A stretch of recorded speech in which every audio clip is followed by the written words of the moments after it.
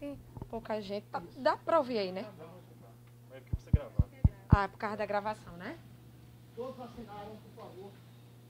Por favor, assinem. André, eu posso assinar? Não, mas outros não. Posso começar, doutor Rogério? Pode, doutor. Vamos lá. Boa tarde a todos e a todas. Estamos aqui reunidos para a apresentação de 2 relatórios detalhados quadrimestrais. O terceiro relatório quadrimestral de 2019 e, na sequência, o primeiro relatório quadrimestral de 2020. Só está dando um pouquinho de... Só para não...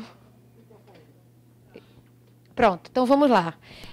Para a gente ser um pouquinho mais rápido aqui, só para a gente recapitular... o relatório quadrimestral é um instrumento de prestação de contas, monitoramento e acompanhamento das atividades realizada pela Secretaria de Saúde do município no quadrimestre anterior. Então, aqui, inicialmente, a gente está apresentando esse período aqui, de setembro a dezembro de 2019. A estrutura do relatório quadrimestral está dividida dessa forma aqui: identificação e caracterização do município. Na sequência, a gente faz uma explanação sobre a execução orçamentária. Depois, a gente entra na parte de auditorias realizadas, produção de serviços na rede, indicadores de saúde e, por fim, a gente faz uma explanação das principais ações realizadas no período. Então, aqui, brevemente, só para a gente recapitular, o município do Recife, ele tem ao todo 94 bairros divididos em 8 distritos sanitários e nessa composição de bairros, distritos e RPAs. Aqui a gente traz um pouquinho um gráfico de caracterização do município com relação à rede de saúde, a capilarização da rede de saúde e todos os serviços que atendem. Aqui a gente traz alguns números, né, com relação às unidades, às estruturas de serviços e unidades de saúde por nível de atenção. Então, aqui a gente tem aqui, por exemplo, 118 unidades de saúde da família, 14 UPINhas e todas as outras unidades no nível da atenção básica e alguns também na atenção especializada, como, por exemplo, as 12 policlínicas, 3 maternidades, 2 hospitais próprios e etc. Aqui a gente também traz detalhado o quantitativo por tipo de unidade de saúde e tipo de serviço, o que é próprio e o que é de rede complementar. Pode passar, Ju. E aqui a gente entra na parte da execução orçamentária. Esse gráfico aqui a gente traz um histórico anual da execução dos montantes dos recursos com relação ao limite constitucional. No terceiro quadrimestre de 2019, a gente alcança o percentual de 19,93%.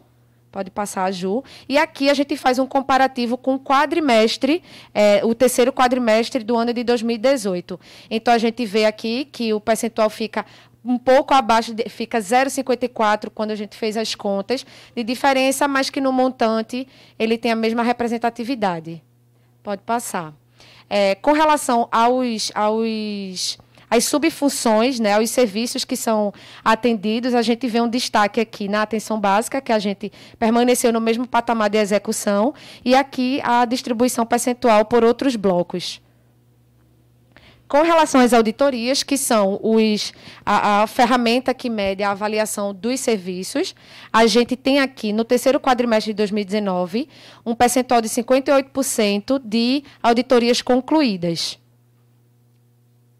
E com relação à produção, a gente traz aqui, primeiramente, o nível de atenção da atenção básica. Esses 2 gráficos é porque a gente computa por 2 bases de dados ou sistemas diferentes, mas aqui no CIA/SUS a gente tem um crescimento de 19,4% com relação ao terceiro quadrimestre de 2018, sempre fazendo esse comparativo do ano.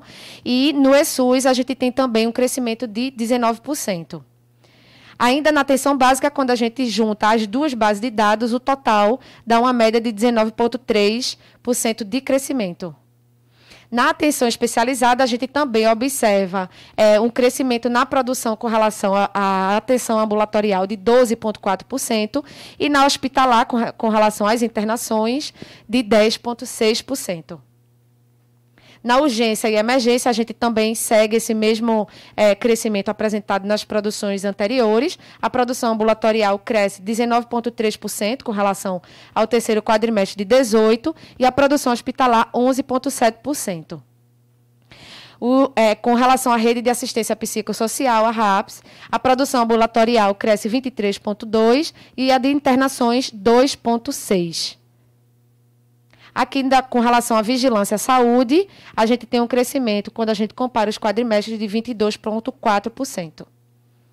E aqui a gente traz o gráfico histórico do LIRA, o levantamento rápido do índice de infestação, e a gente fica ali no período onde a gente está avaliando em 1,2, e somos classificados nesse período, quando a gente compara, no risco médio de infecção. Aqui, quando a gente faz a comparação dos indicadores da pactuação interfederativa, são 21 indicadores no total, e a gente, nesse quadrimestre que a gente está analisando, a gente consegue 16 com satisfatório, atingindo, portanto, a meta estabelecida. Aqui tem alguns indicadores. Tudo bem? Com relação ao status das ações da PAS, da Programação Anual de Saúde, a gente realizou nesse quadrimestre 68,5%. E aqui a gente tem o desmembramento das demais ações.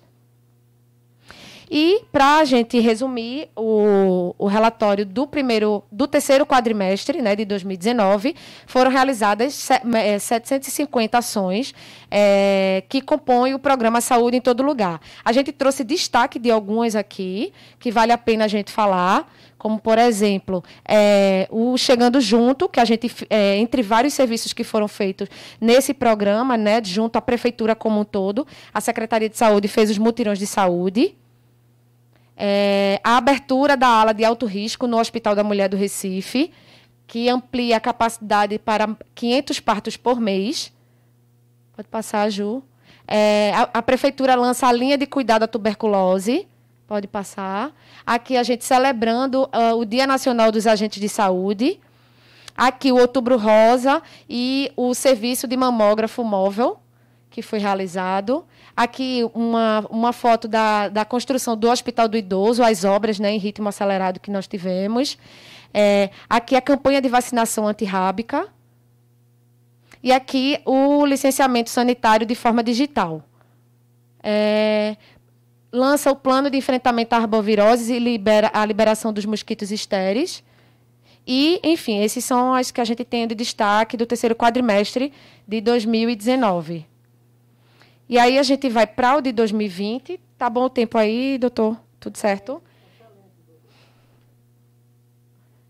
Vamos abrir aqui. Essa parte inicial a gente vai... acho que a gente não precisa fazer, porque, na verdade, ela é a mesma parte introdutória dos dois relatórios. Então, aqui a gente falando do relatório quadrimestral, que é qual o período, aqui é a estrutura do relatório, que a gente vem explicando, a caracterização do município, que a gente já fez, né, a rede de saúde, como é que ela está desenhada, pode passar, Ju. Aqui o quantitativo de unidades e serviços que a gente tem nos níveis de atenção, né? Aqui a gente vai discriminando por distrito sanitário. Pode passar. Aqui só vale esse destaque que no primeiro quadrimestre de 2020 houve um aumento de uma equipe de saúde da família no Distrito Sanitário 4 e 3 equipes de saúde bucal nos Distritos Sanitários 1 e 4. Ok. Aqui, quando a gente vai analisar agora o limite constitucional e a execução orçamentária com relação ao primeiro quadrimestre de 2020, a gente vê que esse percentual sobe bastante com relação ao primeiro quadrimestre de 2019. Pode passar, Ju. A gente faz essa análise aqui, ele sobe em torno de 8%, e isso a gente sabe que isso aqui é decorrente das ações de enfrentamento à pandemia, que aqui em Recife começaram no início do ano, mais precisamente a partir de março. Pode passar. Aqui, quando a gente olha por bloco de atenção, a gente vê que nesse primeiro quadrimestre, janeiro, fevereiro, março e abril, a execução orçamentária se concentrou muito nas ações de vigilância à saúde, vigilância sanitária e vigilância epidemiológica. Pode passar. Com relação às auditorias do primeiro quadrimestre de 2020, nós alcançamos 85% de conclusão das auditorias. Com relação à produção, a gente vê um destaque, tanto aqui no nível da atenção básica quanto os demais níveis que a gente vai apresentar. A gente apresentou uma queda, e isso foi devido à interrupção dos serviços nas unidades de saúde, nos serviços de saúde propriamente dito. Então, a gente teve esse formato aqui no CIA-SUS, 26%, e no ESUS, 12% de queda devido a essa interrupção por conta da pandemia. Pode passar, Ju. Aqui é quando a gente soma os dois, como a gente tinha mostrado anteriormente, 16,3%.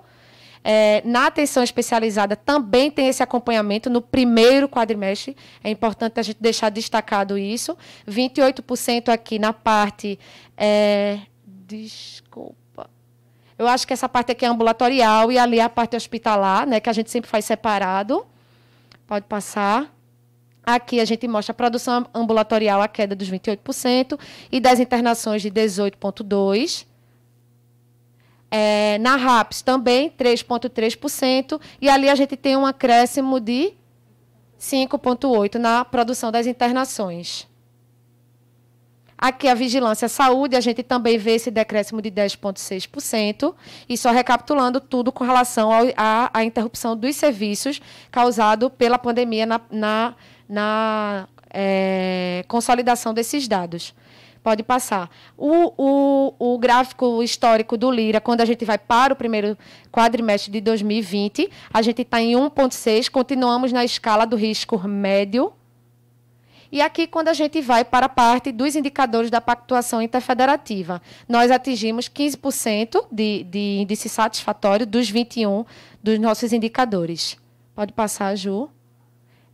Com relação às ações da Programação Anual de Saúde, a gente está com 62% de ações concluídas, que dão 173 ações das 261. E aqui o destaque também que a gente fez para as ações do primeiro quadrimestre de 2020, que dá um total de 281 ações. Pode passar. Aqui a gente teve a entrega da 14ª UPinha, no Rio da Prata. Entregamos também a UPinha Vila Raiz, na Várzea.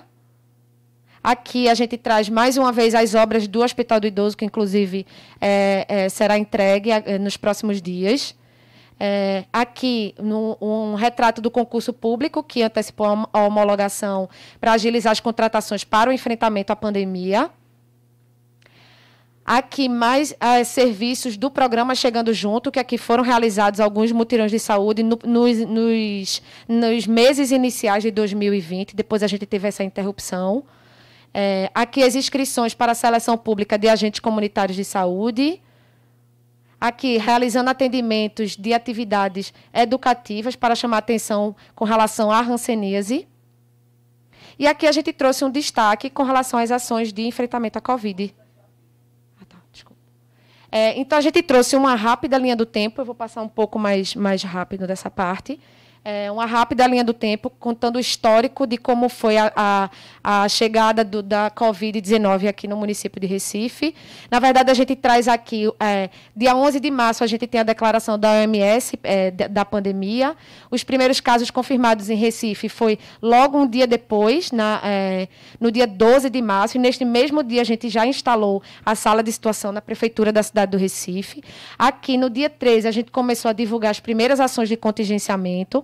No período de 22 de março a 13 de abril, a gente entregou os hospitais de campanha nas nossas unidades, que nós chamamos de unidades de isolamento, no Hospital da Mulher, na Barros Lima, Arnaldo Marques, Amaury Coutinho e no Hospital Evangélico.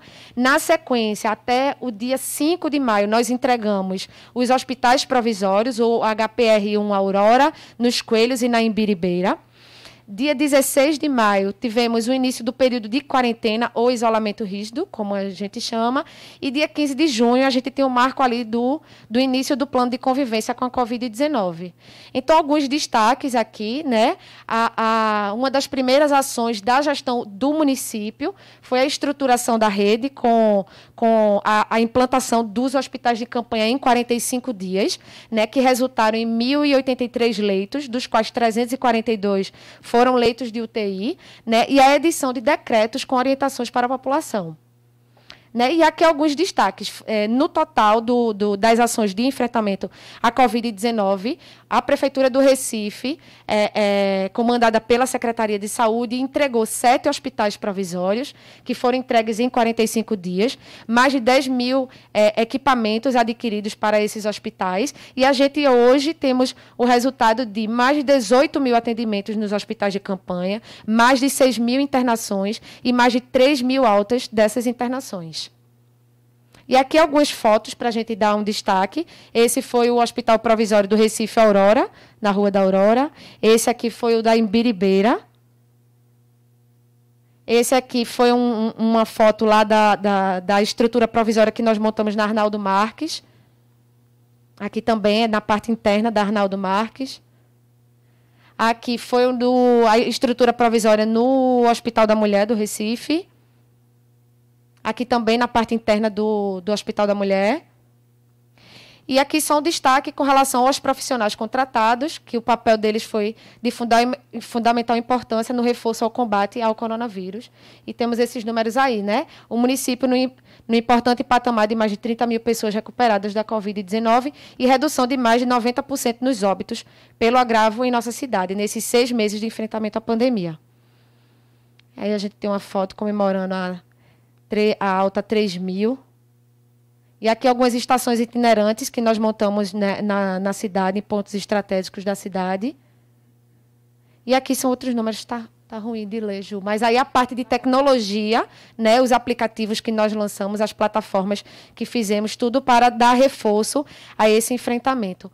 As ações de sanitização em vários pontos da cidade, em várias unidades, em vários mercados também. E outras ações, como 22 unidades centralizadas provisórias na atenção básica, 130 unidades de saúde da família, mantendo as atividades assistenciais, a parceria com a Universidade Federal para ampliação de testes, as testagens para a Covid para os profissionais de saúde e de segurança pública, o Acolhe Profissional, que foi um serviço destinado para dar suporte emocional aos profissionais de saúde, alojamento provisório do Recife para profissionais de saúde que atuam na linha de frente da pandemia.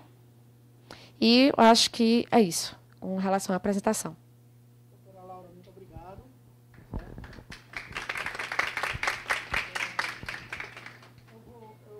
A maioria já...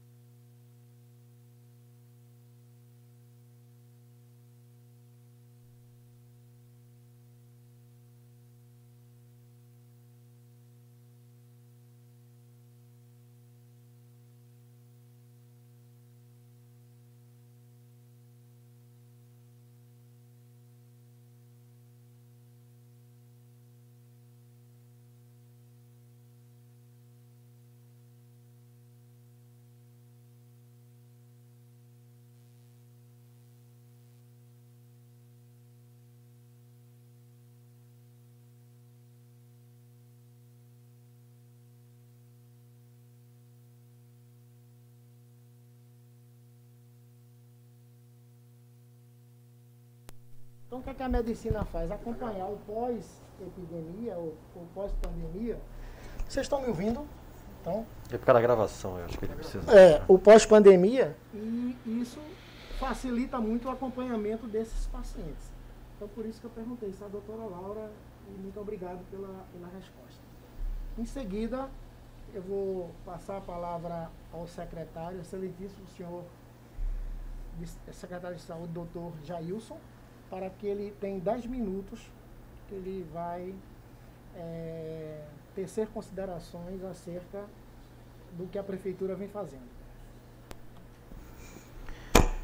Bom, boa tarde a todos e a todos, excelentíssimo senhor vereador Rogério de Luca,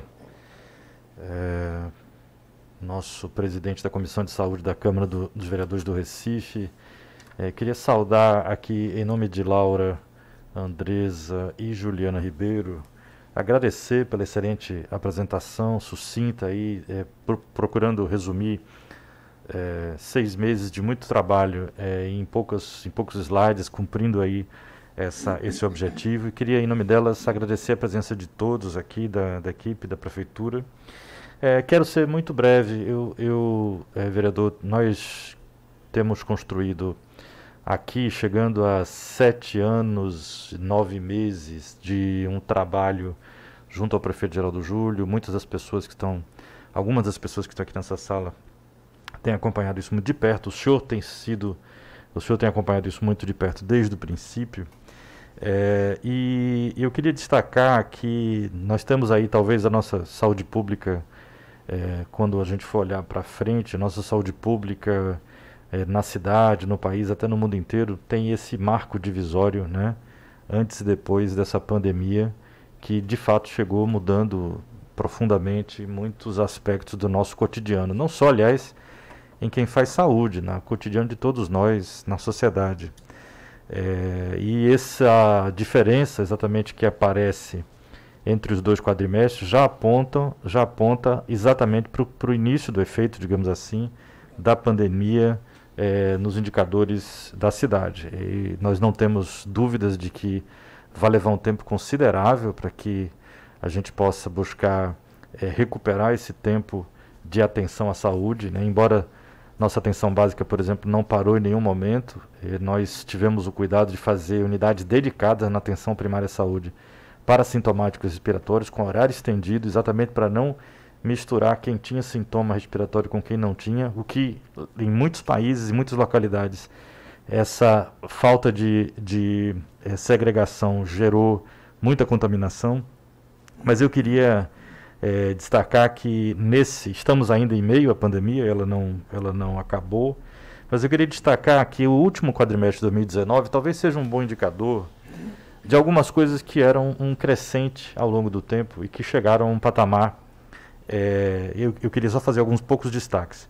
O primeiro deles é de que nós vimos, especialmente nos últimos anos, recordes sucessivos de aplicação dos recursos do Tesouro em saúde, né? Então, priorização por um governo precisa ir além de uma mera retórica, de um discurso, ela precisa estar expressada na alocação de recursos. E o prefeito Geraldo Júlio, ao longo dos seus quase 8 anos de gestão, esse ano, inclusive, obviamente, o valor percentual já começa a destoar para cima, considerando a necessidade de enfrentamento, mas chegou naquilo que era o seu compromisso de programa de governo. Tive a curiosidade de rever recentemente, até para fazer um balanço desses 8 anos.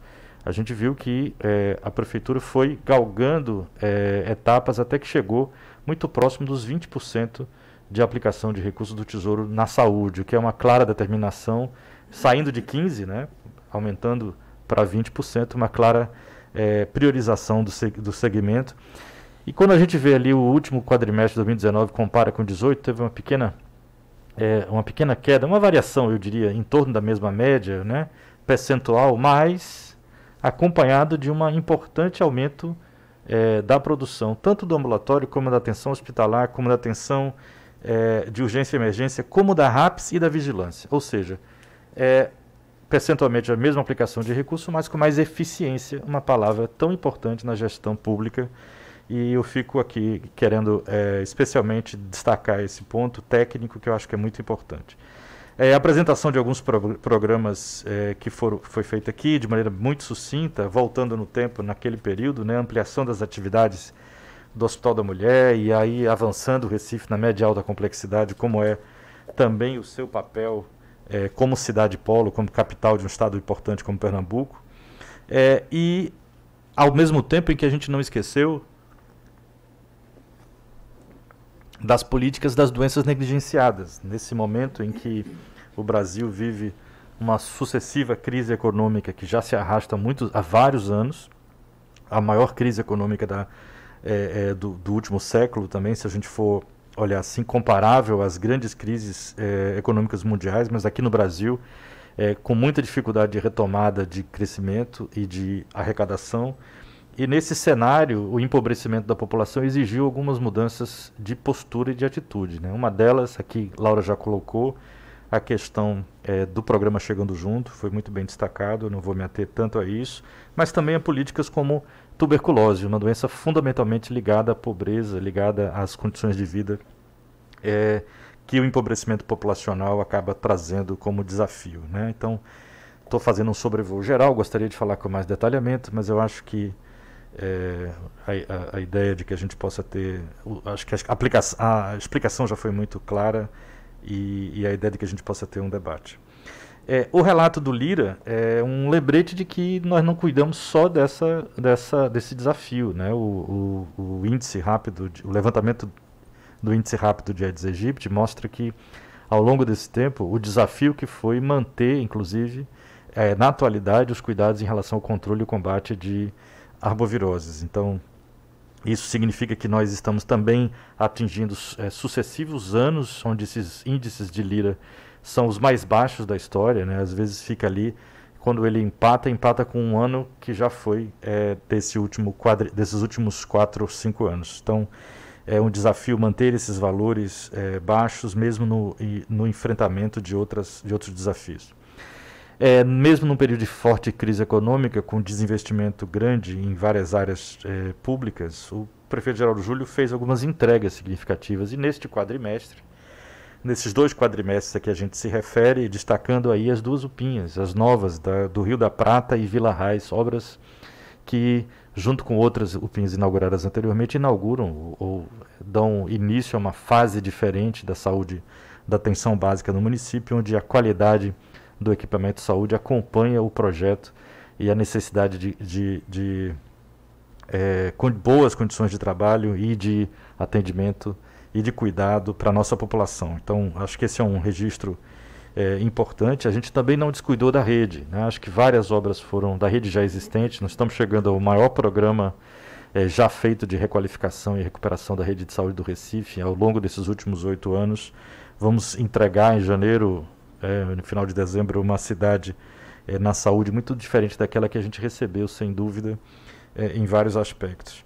E, para não deixar de falar, ali o senhor trabalhou ali no Pandiarês ainda muitos anos, queria aqui fazer um registro, não posso deixar de fazer, né? O Hospital Eduardo Campos da Pessoa Idosa, nós lançamos a Pedra Fundamental, ordem de serviço, há cerca de 2 anos, tenho a ideia que mais ou menos isso, menos que 2 anos, né? Menos de 2 anos, e temos nesses próximos dias a entrega desse importante equipamento à população da cidade do Recife, mesmo enfrentando a maior crise sanitária que o mundo, na verdade, viu neste último século. Então, acho que eram esses os destaques. Naturalmente, sempre que eu tenho a fala pública, tem me perguntado como está a situação atual do ponto de vista epidemiológico da Covid. Eu já me antecipo e dizer que nós estamos já há mais de 4 meses, né? Laura mostrou muito bem ali, no segundo... Quando nós tivemos o nosso pico no final de abril e início de maio, o pior da primeira onda de Covid, ou da onda principal, o Recife fez o melhor índice de isolamento social do país. Foi ali por vários dias liderando o ranking nacional de isolamento social. E desde então, desde aquele período, a partir da segunda quinzena de maio, vereador, nós estamos em queda do número de casos. Hoje, por exemplo, e ontem, pela primeira vez 2 dias seguidos que nós não temos óbitos de pessoas de Recife. Isso aconteceu ontem e hoje, domingo não é isso? Hoje também não. Então, é o 3º dia seguido ou o 2º dia seguido? Acho que o 2º dia seguido, né?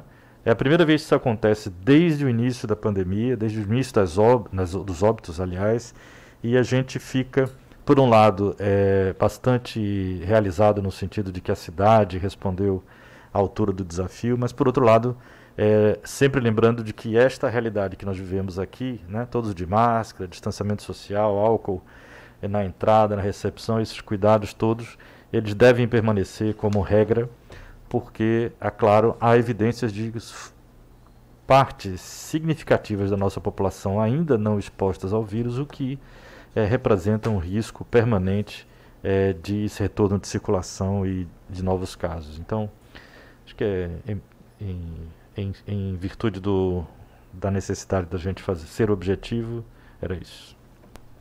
Muito obrigado, senhor secretário. eu vou pedir permissão a Vossa Excelência para falar algo sobre o Hospital Eduardo Campos. Quando eu estava ainda como vereador nessa casa, em 2011, fui convidado pelo excelentíssimo governador Eduardo Campos a ir no Palácio. Eu fui convidado. E lá ele conversou comigo e eu falei que trabalhava no Hospital de Areias e tal. Ele disse: ô Rogério, o que é que você acha daquilo ali? Eu digo: Eduardo, o ideal ali é fazer o hospital para o idoso. Isso em 2011, eu conversando com ele. Tinha um major lá, acho que era Felipe, que era o de ordenança ajudante de ordem dele. E fiquei batendo um papo com ele e disse: inclusive, eu opero muito idoso lá. Muito idoso. Operei todos e não tive nenhuma morte lá. Graças a Deus. Enquanto eu trabalhei naquele hospital, eu não tive nenhuma morte. E aquele hospital funcionava bem, tinha emergência. À época tinha cirurgia eletiva. Não sei se o senhor tomou conhecimento disso. Sim. E se o senhor fizer o levantamento, veja quem foi que mais operou naquele hospital. Então eu tive o prazer de discutir isso com o governador à época. Depois ele me chamou novamente lá para ajudar Geraldo Júlio. Ele me pediu muito para ajudar e eu ajudei. Entendeu? Então tudo que Eduardo tratou comigo, ele honrou, conversou e nunca deixava de me atender. Era o único governador que falava comigo por telefone. O resto nunca nenhum deles falaram comigo, nem sequer mandaram me chamar lá. Mas graças a Deus está ficando uma obra maravilhosa. E essa notícia que o senhor está dizendo, daqui a uns 2 meses, mais ou menos, que está pronto? Não, nos próximos dias. Próximos dias, né? Nós encaminharemos o convite aqui para a Câmara. Isso, e já tem o pessoal já contratado para trabalhar tudo, secretário? Nós tivemos a opção de uma experiência muito exitosa com a gestão do Hospital da Mulher, de lançar um edital para uma organização social, a saúde, gerir o hospital. A Fundação Professor Martinão Fernandes ganhou esse edital e eles estão, então, acho que já no processo de contratação do pessoal. Certo. Então, eu fico muito feliz com isso, porque é uma ideia que começou em 2011 e hoje, em 2020, está sendo realmente concretizada. Eu fico muito feliz com isso, muito feliz. Porque a única coisa que esse hospital vai trazer é benefício para o recifense. Recife hoje pode realmente dizer que é uma das grandes capitais, principalmente no atendimento médico hospitalar. Bem, face às palavras do secretário, e conforme eu perguntei para as perguntas à doutora Laura, que ninguém se concretizou, quero dizer que a presença do vereador aqui, olá, nosso irmão, o vereador Ivan Moraes, então eu declaro encerrada a nossa audiência pública, convidando vocês, dependendo da epidemia, né, do comportamento da epidemia, para ver como é que a gente vai realizar a audiência para o próximo quadrimestre. Muito obrigado a todos, eu fico feliz por isso. E espero encontrá-los vocês aqui daqui para o final do ano, se Deus quiser. Pelo menos por mais um quadrimestre. Secretário, muito obrigado. Obrigado. Viu? Agradeço a sua presença, como sempre, atencioso conosco.